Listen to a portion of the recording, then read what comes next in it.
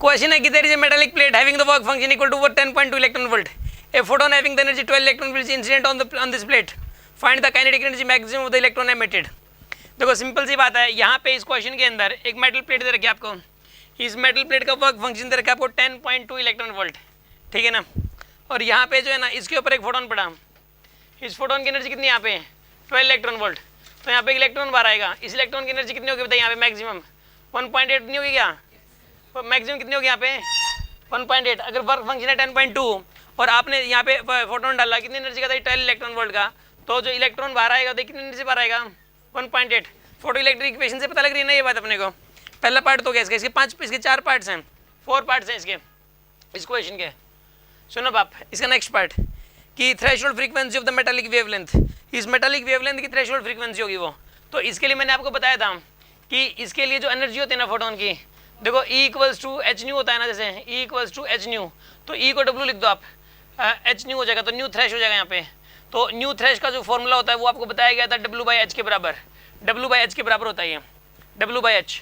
तो W की value कितनी यहाँ पे 10.2, ठीक है ना, और into 1.6 into 10 raise to power -19 joule में कन्वर्ट कर लिया, और H की value 6.6 into 10 raise to power -34, और ये हर्ट्ज में आएगा अब, ठीक है ना, ये हर्ट्ज के अंदर आ जाएगी फ्रीक्वेंसी। समझ आ रही है ना बात आपको, ये आपके पास आ गया आंसर थ्रेशोल्ड वेवलेंथ।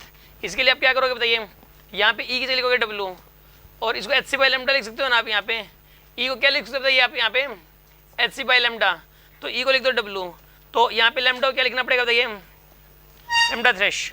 तो it implies that lambda thresh की वैल्यू कितनी होगी बताइए यहाँ पे, लैम्डा थ्रेश की वैल्यू बताइए hc/w के बराबर हो जाएगी ना, यहाँ पे hc/w के बराबर हो जाएगी यहाँ पे hc/w।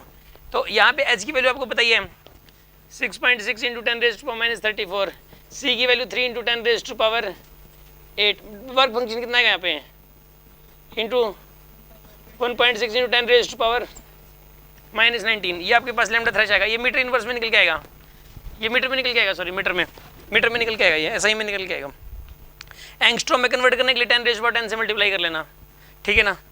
Minimum possible energy of the photon for the photo electric emission, कम से कम कितनी एनर्जी देनी पड़ेगी फोटो इलेक्ट्रिक एमिशन के लिए, तो वर्क फंक्शन के बराबर 10.2 के बराबर देनी पड़ेगी।